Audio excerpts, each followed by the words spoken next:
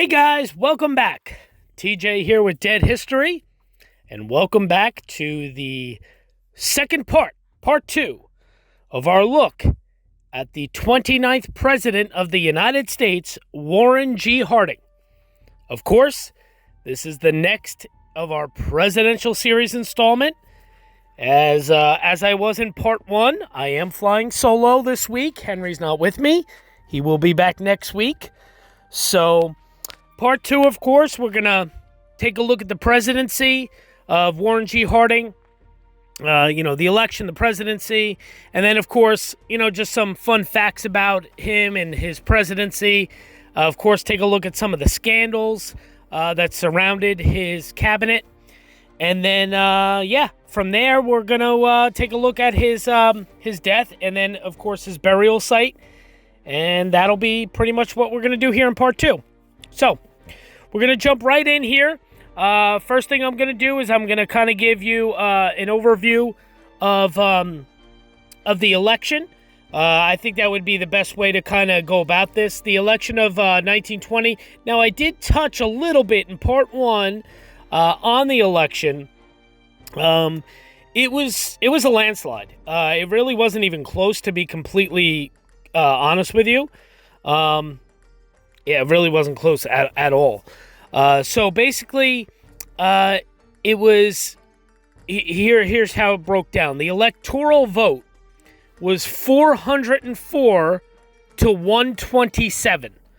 Obviously, the Republican candidate was Warren G. Harding, who won the election. The Democratic candidate was the Democratic governor from Ohio, James M. Cox. Cox, he won some of the southern states, a lot of the southern states, but anything basically north and west was all for Harding. Harding walked away with this election, as you're probably seeing here on the screen with different, electoral maps and that sort of thing that I usually show. He walked away with this election. It wasn't even really close. It was a landslide.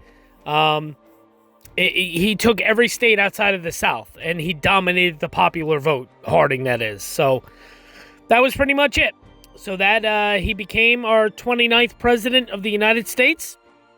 And here we go. We're going to jump in and start to kind of go over a bit of his presidency.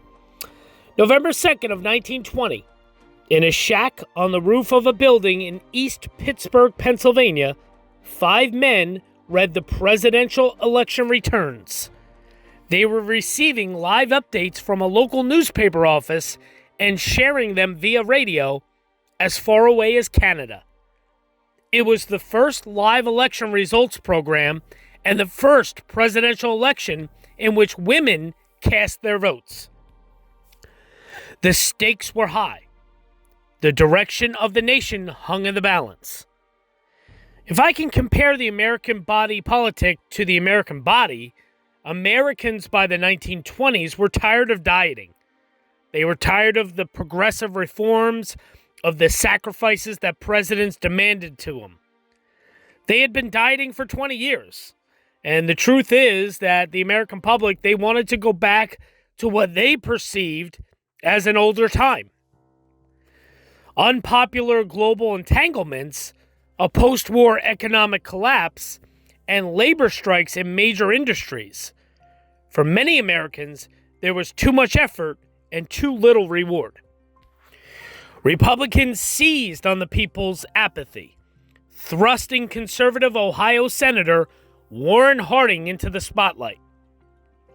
During one of his campaign speeches, Warren Harding said, "It's time for normalcy." And this idea of return to normalcy really resonated in American politics. Harding's promise to return the nation to normalcy was really a rejection of progressivism, a belief that the nation should not be governed from 1600 Pennsylvania Avenue.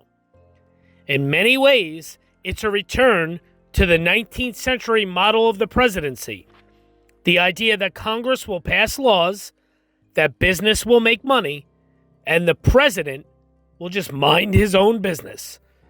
Excuse me. My voice is cracking a little bit today. Sorry about that. Harding was an easygoing everyman. A former newspaperman from Ohio, the 55-year-old senator was known for never taking sides or making firm stands on an issue. He wanted to please everybody, and he usually did. Harding was an Ohio good old boy, as opposed to being the Professor Wilson or the Superman Roosevelt. He was just some guy who would get together, play cards in his shirt sleeves. He was affable, he was non-threatening, and he came from Ohio, which was a critical state. I mean, what other qualifications do you need to become president? The Democratic candidate was also from Ohio. Its governor, James Cox. And he chose a young Franklin Delano Roosevelt as his running mate. But the ticket's allegiance to reform now seemed out of touch with the times. Progressivism was out, and conservatism was in. Harding and his running mate, Calvin Coolidge, won in a landslide. They captured 37 of the 48 states and 60% of the popular vote. Harding wins an amazing victory. And what will he then do with his mandate? He wants to restore party rule, which meant that the Congress and the House and the Senate and the White House would work together and build a consensus.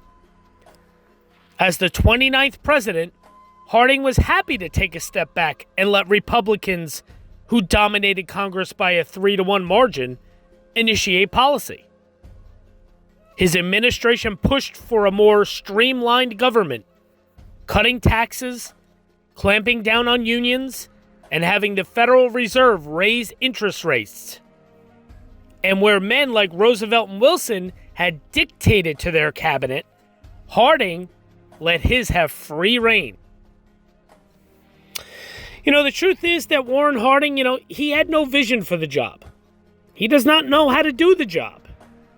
He was talking to his secretary once and he said, "John, I have got this tax problem and I know there is somebody that can explain these issues to me, but I do not know who he is." Eventually, he just turns it over to his subordinates to run the nation, and they totally blotch it. They really blotch it. They put people out of work. Their unemployment rose terribly. In fact, it was 20% in some cities some weeks. It was a bad recession, the recession of the early 20s. Harding was able to escape much public criticism through his talent at courting the press. He took reporters out on the golf course, and he invited them to join him on vacation. He made time to appear in newsreels and cannily placed himself next to some of the biggest celebrities of the day, including, as you see here on your screen, George Herman Ruth, Babe Ruth. Harding was a warm and gracious man. He loved showing people around the White House. He used to stay up late at night and write letters to citizens who had written him. He lamented at one point, "It's the only fun he has being president." Harding's off-hours habits became more well-known than his workdays. Nights at the White House were described as being like a frat party, with rooms filled with cigar smoke and whiskey.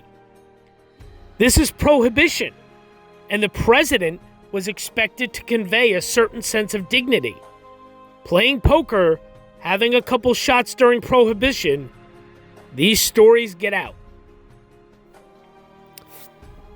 One rumor even said that Harding gambled away the White House china.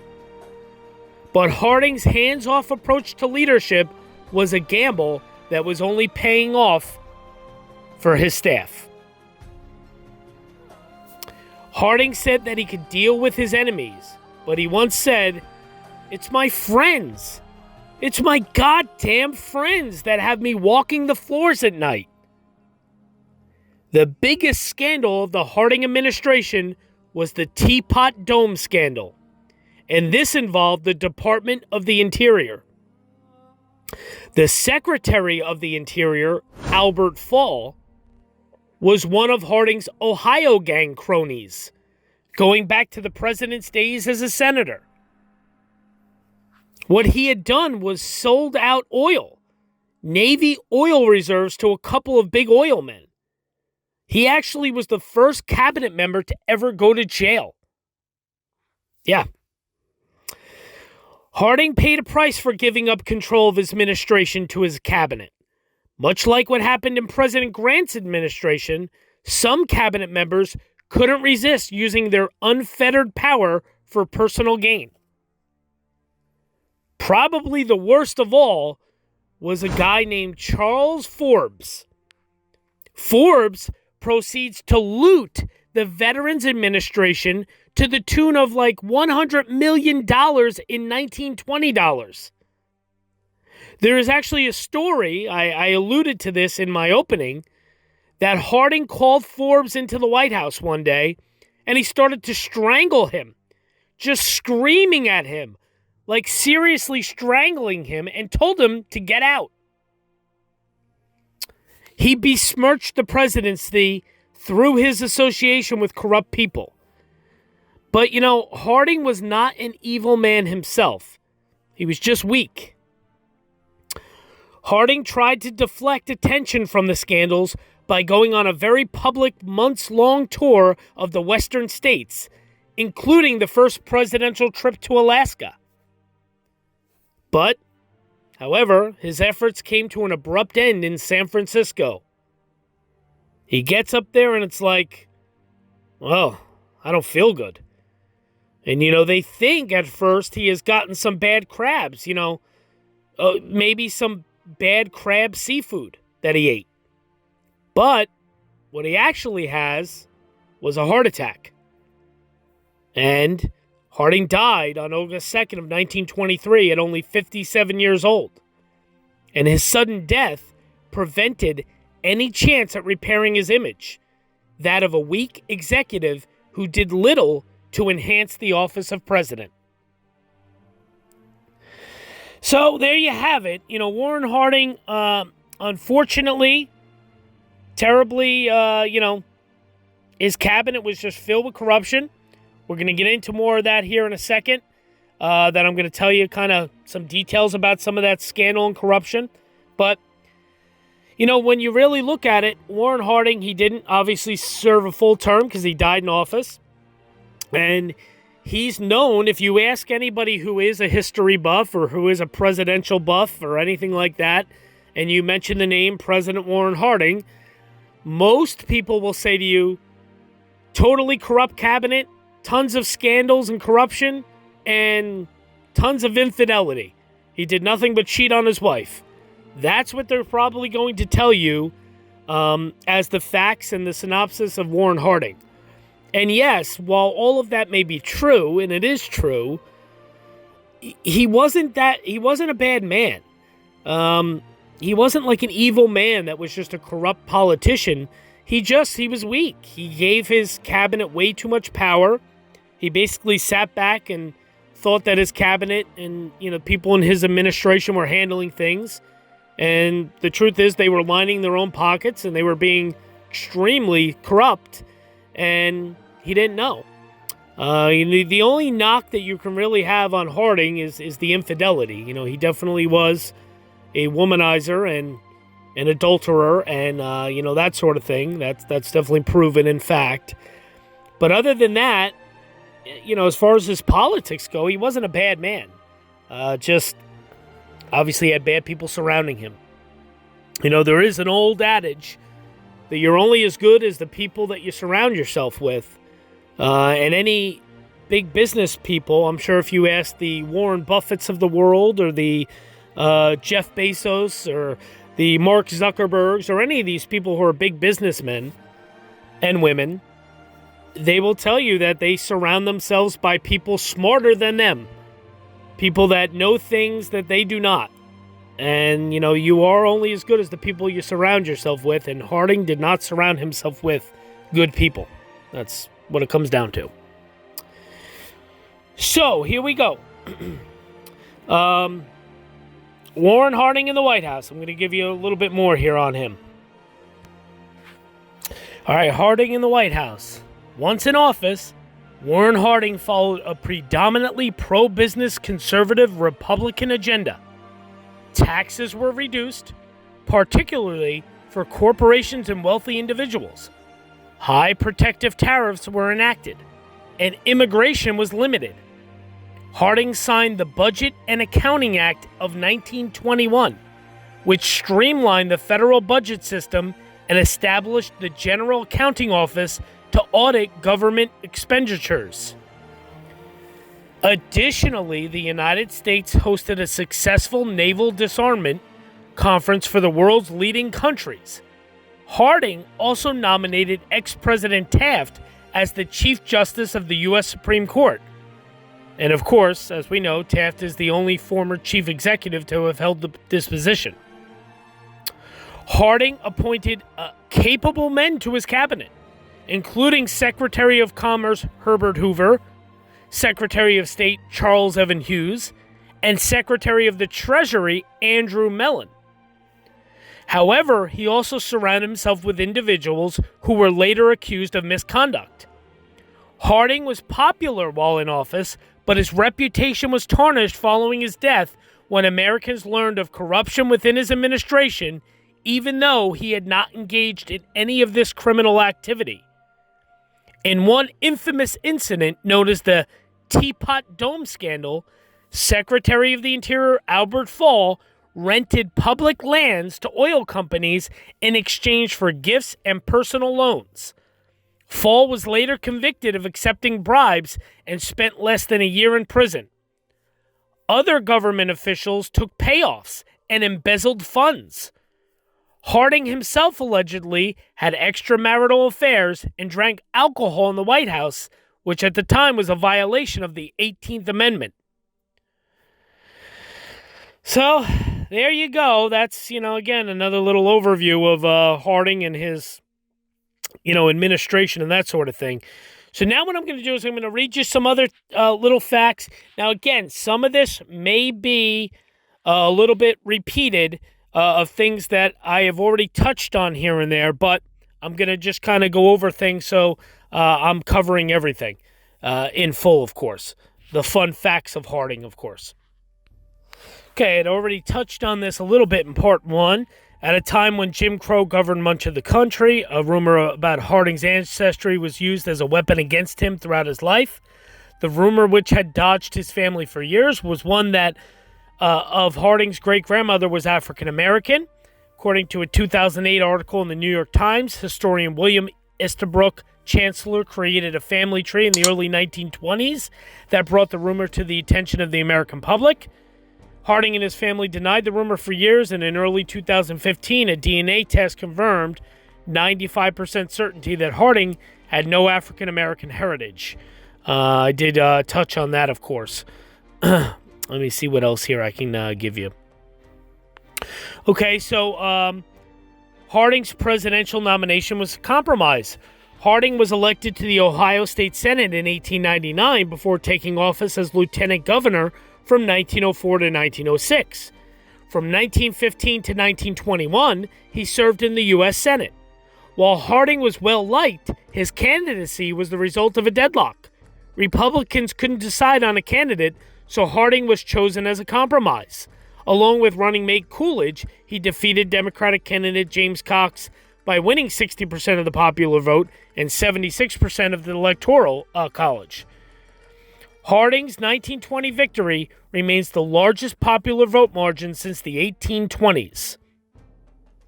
Interesting, of course. Harding got a celebrity endorsement when he ran for president. Decades before actors and public figures openly endorsed presidential candidates, Harding's campaign was the beneficiary of support from Al Jolson, the performer who was among the most popular entertainers of the 1920s.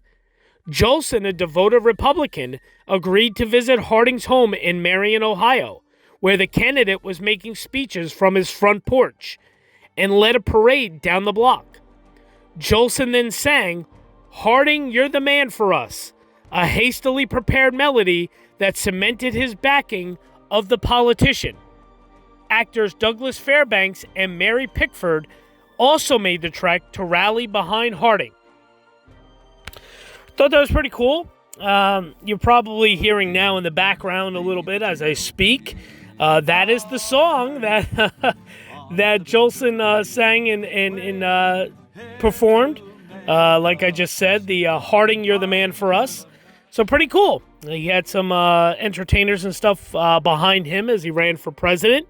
I thought that was kind of neat. Warren G. Harding's presidency was marked by scandal, as I said. Though Harding himself was never implicated in any wrongdoing, his cabinet was embroiled in controversy. Secretary of the Interior Albert Fall was found to have leased public land to oil companies in exchange for gifts in the Teapot Dome scandal. He spent a little under a year in prison. Attorney General Harry Daughtry was accused of selling liquor permits during Prohibition. Several other officials took bribes. Crazy stuff, and we're going to get even more into some of his scandals and that sort of thing. Here's some other things here. As I had said, he was a lifelong Republican. Harding entered politics around the turn of the century and served several terms in the Ohio legislature before serving as Ohio's lieutenant governor. He ran for governor but lost. During these years, he also continued to run his newspaper business and eventually reconciled with his father-in-law and former nemesis, Amos Kling. A rising star of the Republican Party, he gave the nominating speech at the National Convention in 1912. We know all this kind of stuff. Here we go. During the 1920 campaign, Harding revolutionized political campaigning. For the first time, newsreels and photo ops became the norm in presidential campaigning, and campaign results were broadcast on the radio for the first time. Harding brilliantly marketed his own quaint home in rural Ohio as his primary podium,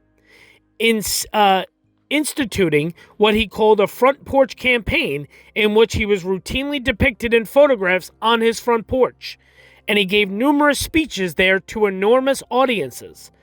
He was also widely regarded to be a handsome and thus photogenic man, and although there were many rumors of extramarital affairs, Harding was popular with female voters, primarily because he had supported women's suffrage and not, as the legend says, because he was so good-looking. The 1920 election, of course, was the first which women were permitted to vote, and all the campaigning and women voters paid off. As I said, he won in a landslide. Touched on this, rumors of African-American ancestry dodged Harding throughout his life. It was kind of a smear campaign, especially back then. As President, Harding made it his mission to reduce federal spending and cut taxes across the board. He succeeded. By 1922, federal spending was only about half of what it had been in 1920, and taxes had been cut for every income level. Harding was also instrumental in passing the first major budget and accounting bill in U.S. history, which helped establish the federal budget process still in place today. Including in this bill was the establishment of the Office of Management and Budget and the Government Accountability Office. Harding also established the Veterans Bureau, the first of its type in the United States, which later became the Veterans Administration. There you go, fun facts. Harding's accomplishments in office were largely overshadowed by a series of scandals, many of which did not fully come to light until after his time in office. Harding's primary involvement in most of these scandals was in his tendency to place friends and financial contributors into powerful government positions for which they were otherwise unqualified, and then turn a blind eye to how they operated. Many of these appointees went on to take bribes, create under-the-table deals, and generally run crooked enterprises with government resources. Several of Harding's cabinet members eventually served prison time for various crimes, and at least one person committed suicide. For this reason, Harding has been primarily remembered as a president who fostered a culture of corruption, and historians have generally ranked him quite low among other presidents. During his own time in office, however, Harding enjoyed widespread popularity. As news began to leak relating to various scandals in his cabinet, Harding decided to take a long journey across the country to give a series of speeches, traveling as far away as Alaska. His health noticeably declined on this trip, and on August 2nd of 23, he collapsed and died while in conversations with his wife. His sudden and untimely death left most of the questions unanswered in regards to his involvement in and knowledge of the scandals that rocked his cabinet. His wife made matters worse by destroying virtually all of his private papers immediately after his death in order to protect his legacy. Serving a little over 2 years, he was the shortest-serving president of the 20th century. Interesting stuff there. As I kind of touched on, he was a dark horse candidate for president. Harding was nominated to run for president when the convention could not decide on a candidate. Harding ran under the theme Return to Normalcy against Democrat James Cox. I had mentioned that. Harding fought for fair treatment of African Americans. Harding spoke out against lynchings of African Americans, and he also ordered desegregation in the White House and in the District of Columbia. So he definitely was for African American rights and women's rights too. The Teapot Dome scandal, as I said, one of Harding's failings was the fact that he put many friends in positions of power and influence. Of course, Albert Fall, the Teapot Dome scandal. It was terrible. Fall, basically, Harding's Secretary of the Interior, he secretly sold the rights to oil reserves in Teapot Dome, Wyoming. That's why it's called Teapot Dome scandal, in exchange for money and cattle. He was caught and sentenced to jail. Numerous foreign treaties entered. The U.S. entered a number of treaties with foreign nations during Harding's time in office. 3 of the major ones were the Five Powers Treaty, which dealt with halting battleship production for 10 years, the Four Powers Treaty, which focused on Pacific possessions and imperialism, and the Nine Powers Treaty, which codified the open door policy while respecting China's sovereignty. Harding also pardoned Eugene V. Debs. While in office, Harding officially pardoned the U.S. socialist Eugene V. Debs, who had been arrested for speaking out against World War I. He had been sent to jail for 10 years, but was pardoned after 3 years in 1921. Harding met with Debs at the White House after his pardon. Thought that was pretty cool, too. Let me see what else here. Okay, his prohibition stance didn't keep him from drinking. As a senator, Harding supported the 18th Amendment prohibiting the sale and transportation of alcohol. An era that lasted from 1920 to 1933, he agreed to back the Anti-Saloon League, which rallied against imbibing in exchange for support during his elections. But according to longtime White House employee Elizabeth Jaffrey, with his friends, Harding had no problem downing scotch and soda in the White House. This is kind of cool. The Harding DNA unlocked a family secret. Nearly a century following Harding's sudden death due to heart attack, a DNA test added another bit of salacious detail to the president's sex life. In 1927, one of his mistresses, Nan Britton, claimed Harding fathered her child a year before his presidential campaign. Harding's political allies chastised her and cast doubts over her credibility. But in 2015, DNA sampled from relatives of Harding and Britton's grandson confirmed she was telling the truth. Their daughter, Elizabeth Ann Blassing, died in 2005. She was actually Warren Harding's only child, and he had her out of wedlock. So, yeah, pretty interesting fact. Extramarital affairs. Before Bill Clinton, before John F. Kennedy, there was Warren Harding. According to the Miller Center of the University of Virginia, 2 of Harding's affairs came to light in 1927 when one of his lovers, Nan Britton, published a book, and in 1963 when love letters between he and Carrie Phillips were uncovered. Britton's book, The President's Daughter, also alleged that her daughter, Elizabeth Ann Blassing, had been fathered by Harding. This went unproven for decades until early 2015 when results of DNA comparisons between Harding and Blassing indicated he was indeed the father. It's like Maury Povich. You know, they were going to have Warren Harding on the Maury Povich show. You are the father. You are the father. Right? I mean, pretty interesting stuff. Craziness. He was the first president to visit Canada and Alaska. It seems like something that would have been accomplished early in the country's history, but the first sitting president to officially visit Canada was Warren Harding in 1923. He stopped in Vancouver on his way back from Alaska for an official reception, according to the website of the U.S. Embassy in Canada. Pretty cool. As I said, he died in San Francisco. He was the sixth president to die in office and died from a cerebral hemorrhage caused by heart disease. An obituary from the New York Times described the president's death as shocking because word had been that Harding was recovering from his illness. We're going to get into that more here in a few minutes, of course. Now, what about the White House China I touched on earlier? For all the rumors of corruption and scandals surrounding Harding's presidency, there's at least one that seems confirmed. An AP article from 1965 reported that writer Betty Beale said the first wife of General Douglas MacArthur, Louis Cromwell Brooks, told her she had won a set of White House china in a poker match with Harding. The story goes that one evening, Harding asked Brooks to play a cold hand of poker with the winner naming the stakes. Brooks won the hand and named a set of White House china as her prize. I thought that was great. I love that. I love all those, little quirky things. These fun facts. Love them. Okay, so some other fun facts here. All right. So if there's any children in the room or any children watching, I apologize. I mean, this is not, totally vulgar, but it's a little adult-oriented. Warren Harding apparently named his penis Jerry. Harding married his wife Florence in 1891, but he was far from faithful. He had two affairs that we know of. In 2014, letters between Harding and one of his mistresses that had been sealed for 50 years were finally released by the Library of Congress.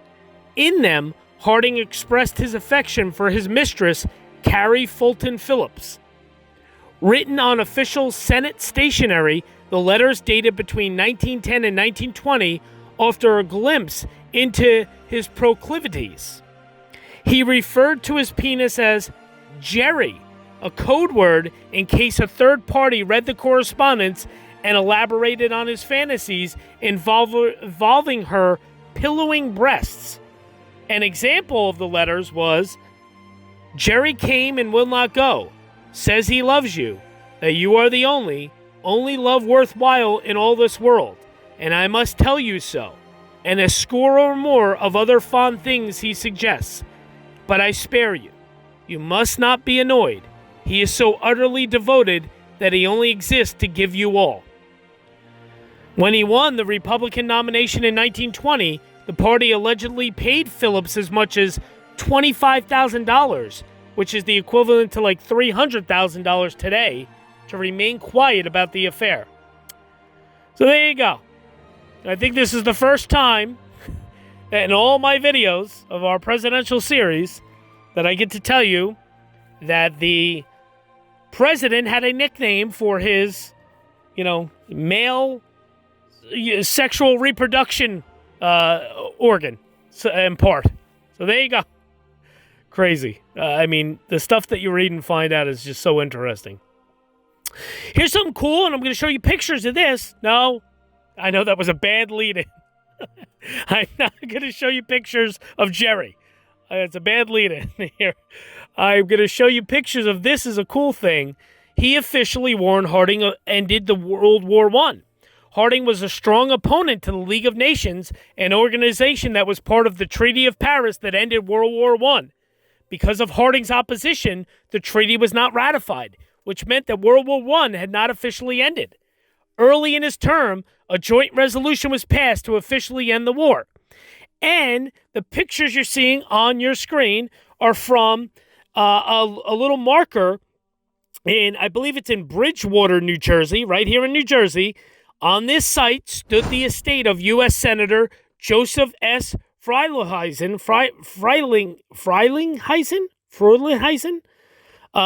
the senator.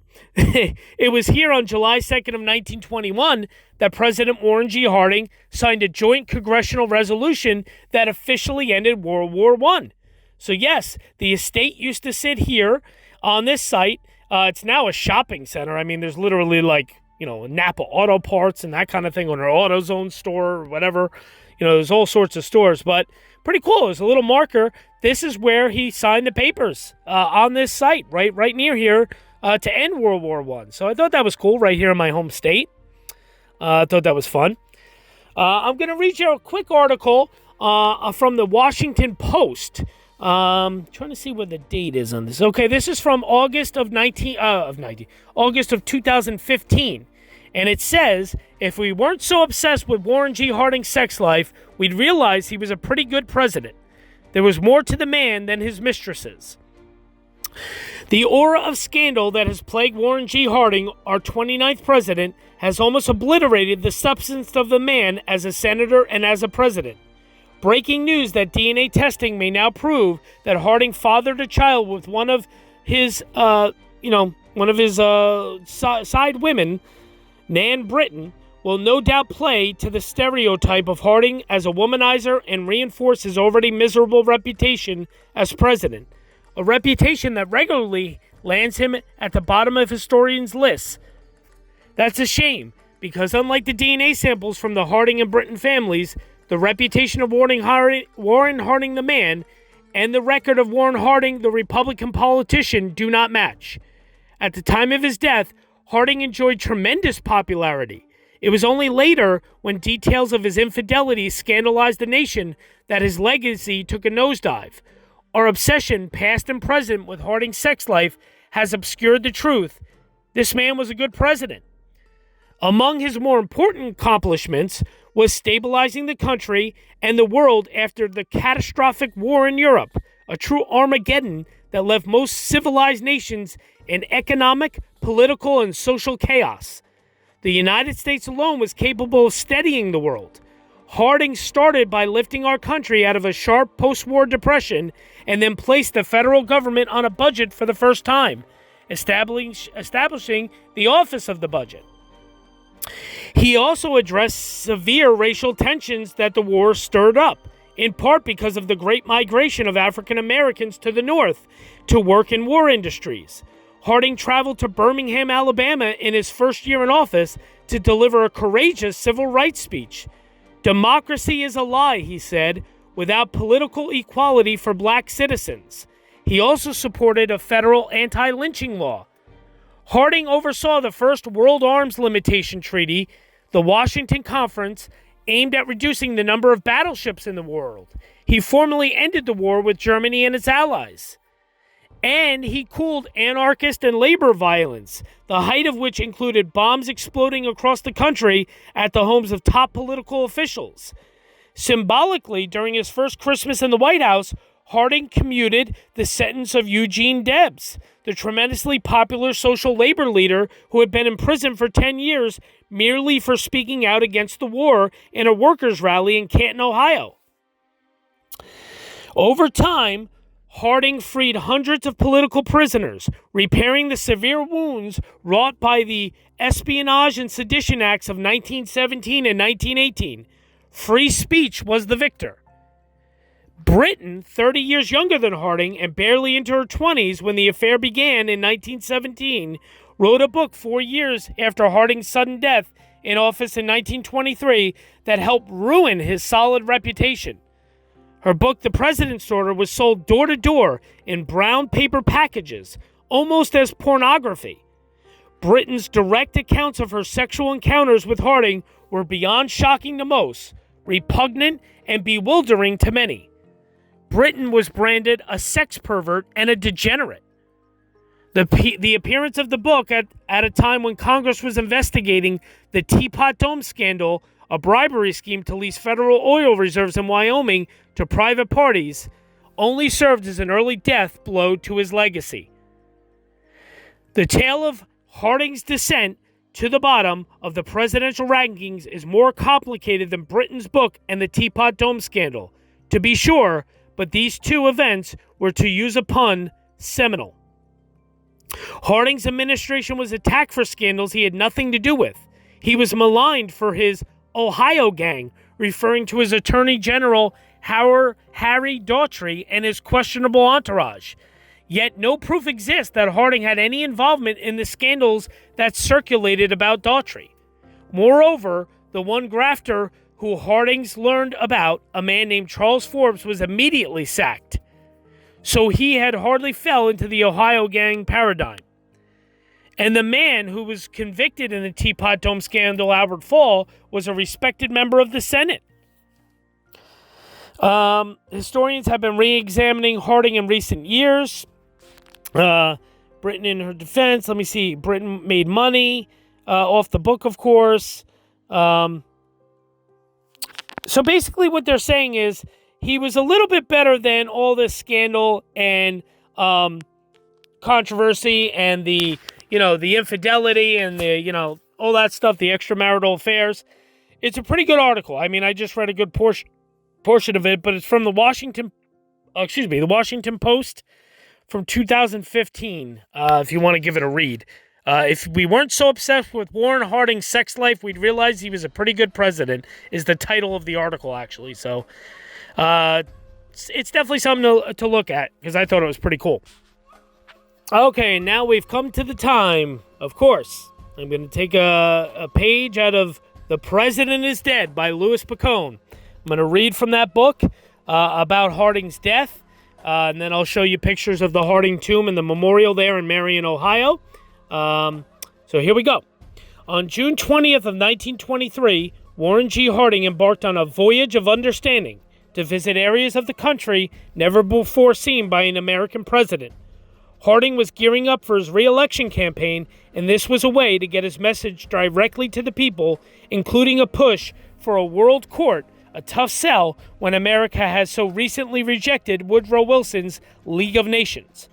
He boarded his presidential special train in Washington, D.C., settling into his personal car, the Superb. Accompanying Harding were his Secretary of Commerce, Herbert Hoover, and his doctor, Charles Sawyer. Harding had brought Sawyer from his hometown of Marion, Ohio, to Washington, D.C.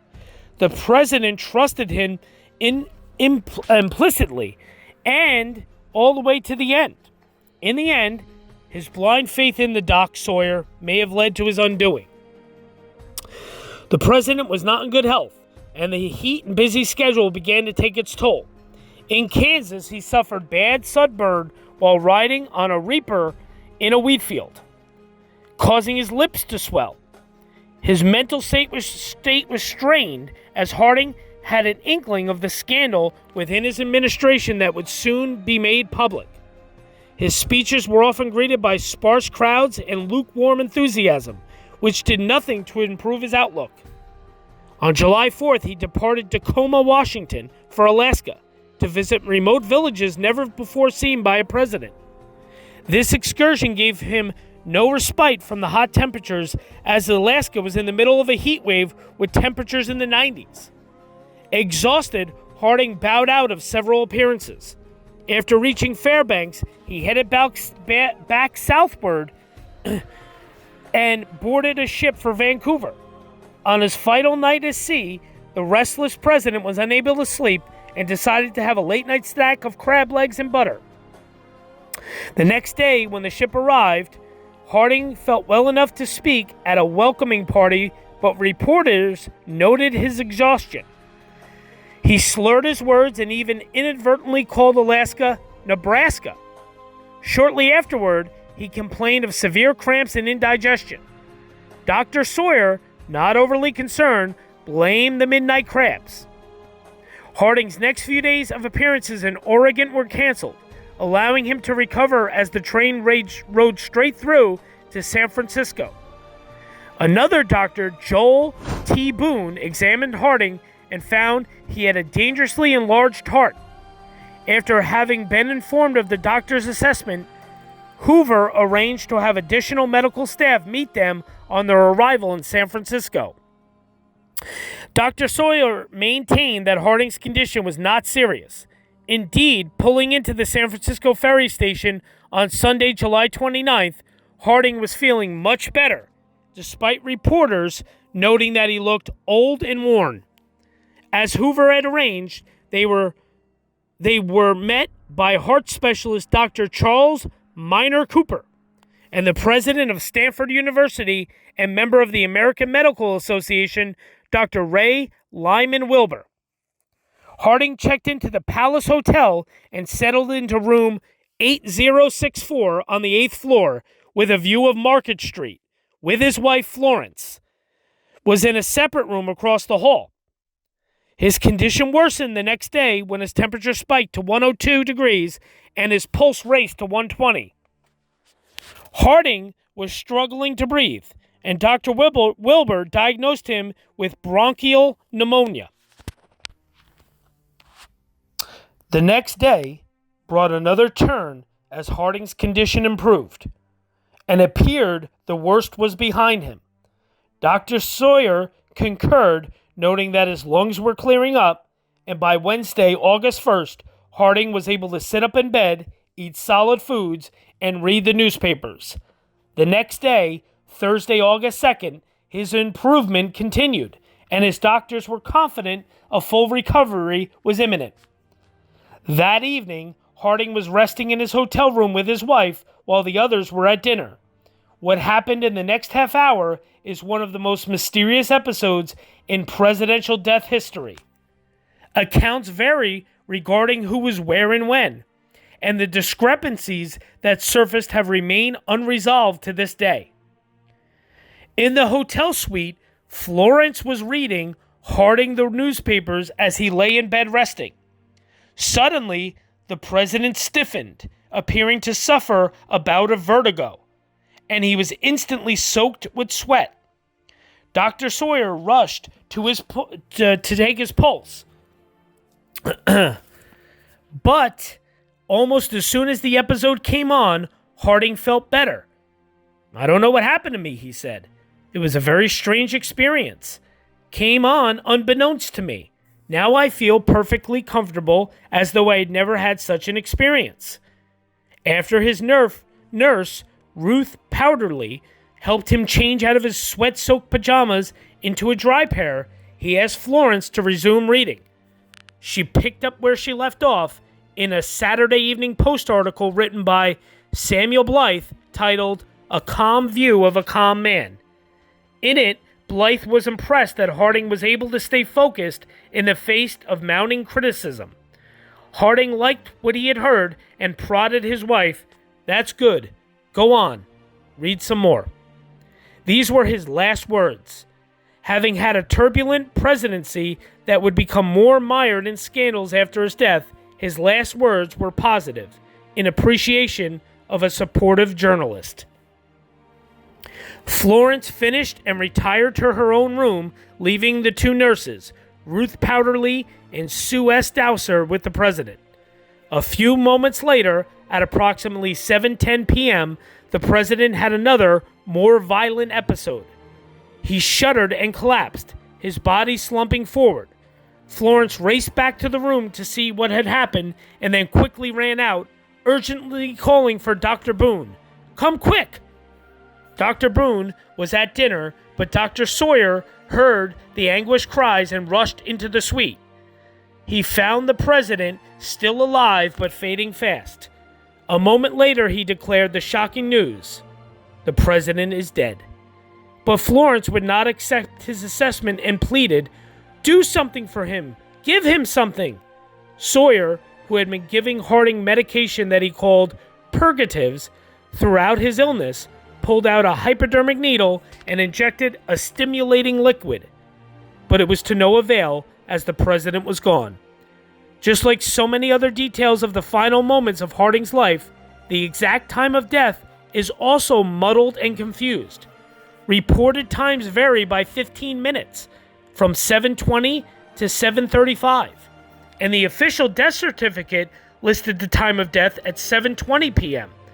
Though the shock of his death was immense, Florence, who had tolerated her husband's philandering for years, was stoic.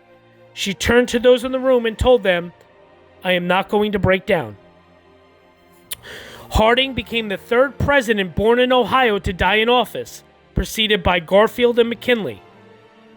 So, interesting stuff there. Harding apparently had a heart attack. That's what is known, at least that's what they think. So that was that. I mean, there's several theories and that sort of thing in here.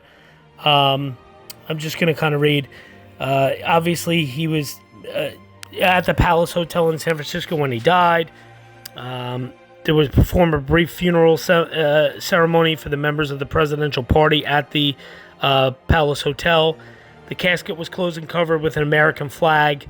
Obviously, it was led back 4 days after departing San Francisco. The train arrived in Washington. He was obviously brought back to Washington, D.C.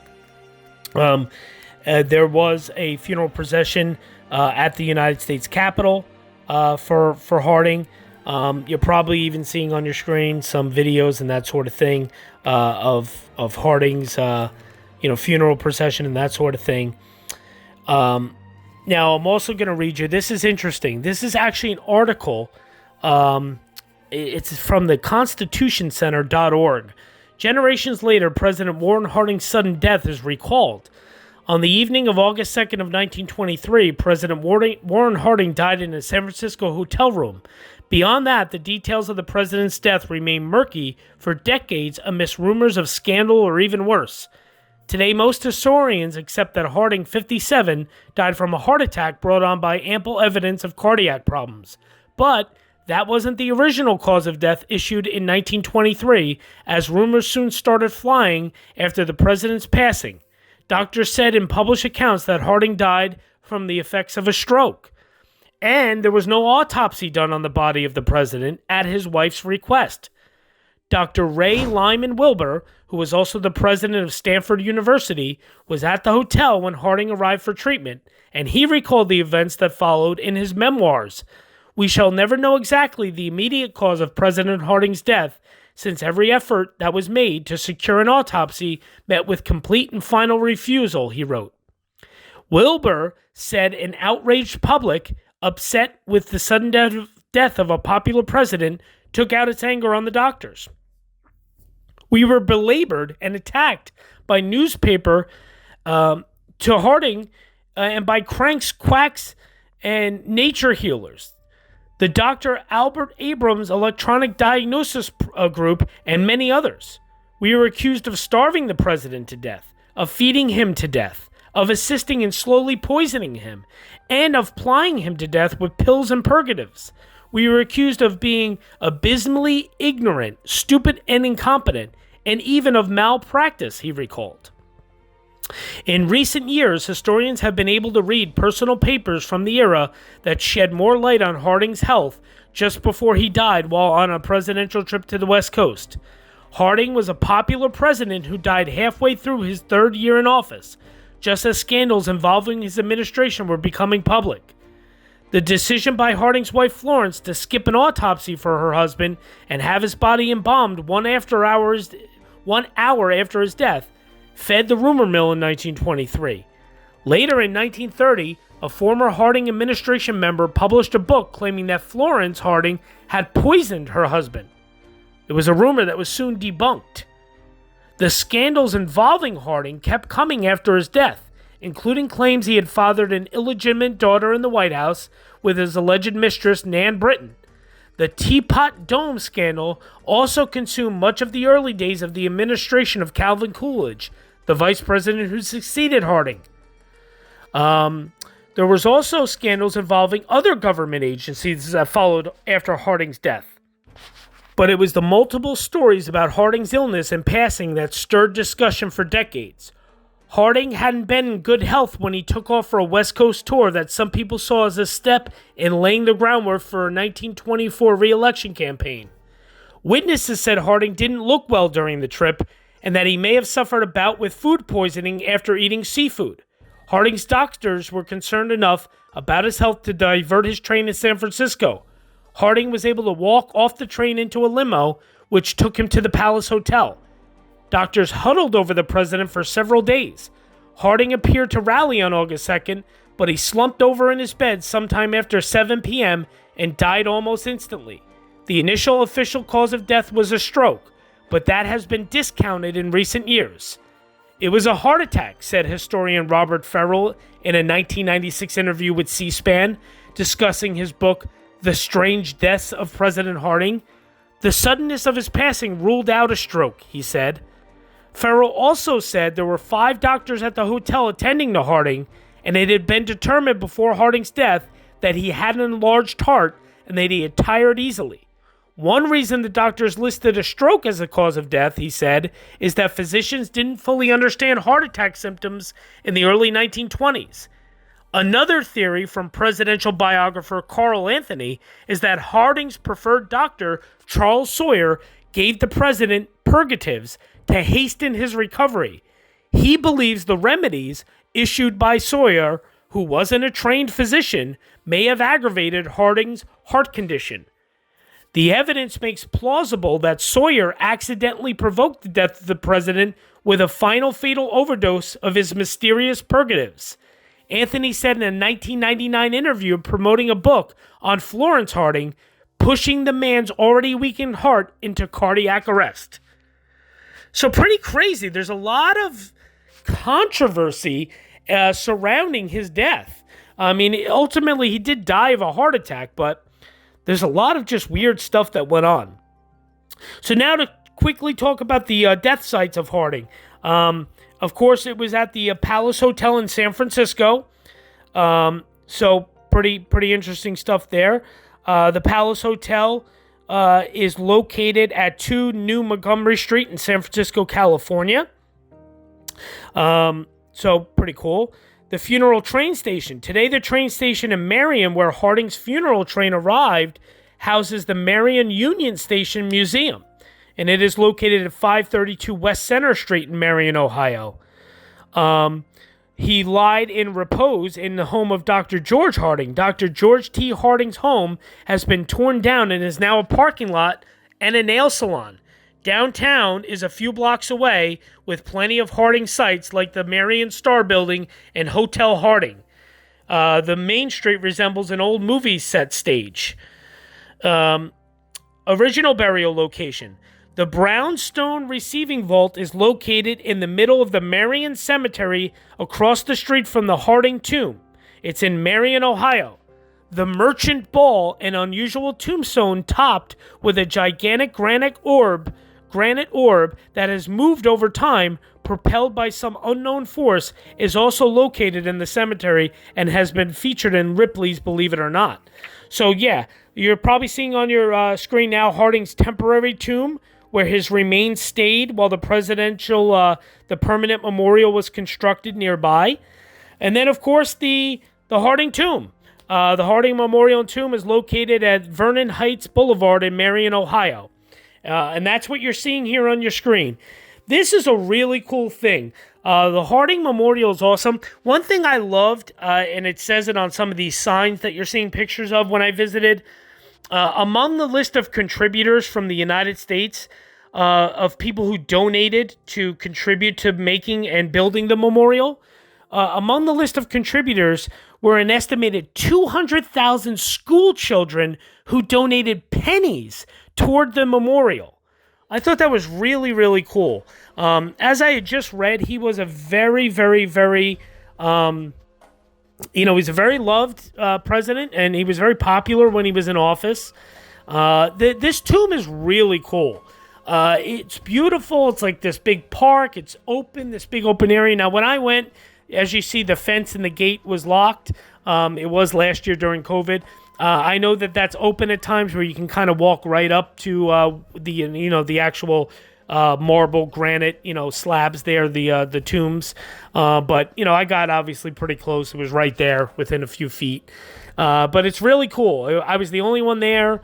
It's just this big, huge, beautiful, big memorial. I mean, it's huge. It literally looks like something that you would see in Washington, D.C. Sincerely. It looks like some building or some memorial or something that would be erected in Washington, D.C. amongst all the other big memorials in Washington. So it's a really cool memorial and tomb. small town of Marion, Ohio. If you get the chance and you're in Central Ohio, because that's where it is, Central Ohio, definitely go see it. It is pretty cool. So there you go. That is a look at the life, legacy, presidency, mysterious death, scandals, and everything else of President Warren Harding. I am also going to show you a little bonus here in a second of a gravesite. So take a look here at this bonus gravesite.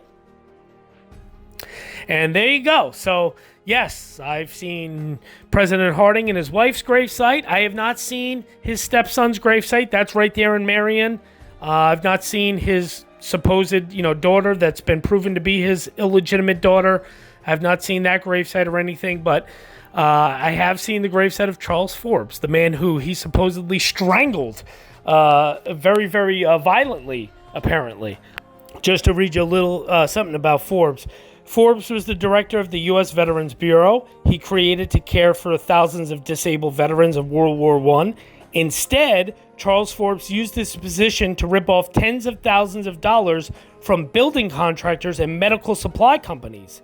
When President Harding found out, he grabbed Forbes by the throat, pinned him against a White House wall, and shouted, "You double-crossing bastard!"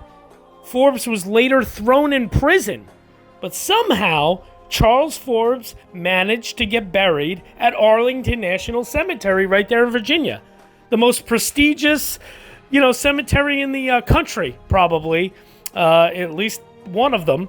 And he's buried there. So that's where Charles Forbes is buried, Arlington National Cemetery. Thought that was kind of like a cool little added bonus for you guys. So there you go. Again, life, legacy, presidency, death, scandals, all of it, of Warren Harding, our 29th president of the United States. Hope you enjoyed this look. Hope you enjoyed everything. And stay tuned next week. We are already up to number 30, 3-0, Calvin Coolidge. That will be next week. And, of course, Henry will be back with me. And we have a lot of Coolidge stuff to tell you and show you because I've seen everything Calvin Coolidge. Gravesite, house where he was, where he took the oath of office, all that stuff. I've seen a lot of Calvin Coolidge stuff, so stay tuned for that. Thanks, as always, for the support. Thank you for the comments, the questions, everything. Can't thank you guys enough. Please keep it up. Tell your friends. Share our YouTube channel on your Facebook or whatever you have, social media. I would love it and appreciate it because the channel is growing, but I want to see it grow even more. So it definitely shows our it may not seem like it, but it is hard work to put these videos together for you guys, and we enjoy it thoroughly. But definitely want to see our hard work pay off and definitely keep the channel growing. So thanks so much, guys. We will see you next week. Calvin Coolidge. Thanks, guys. Bye-bye now.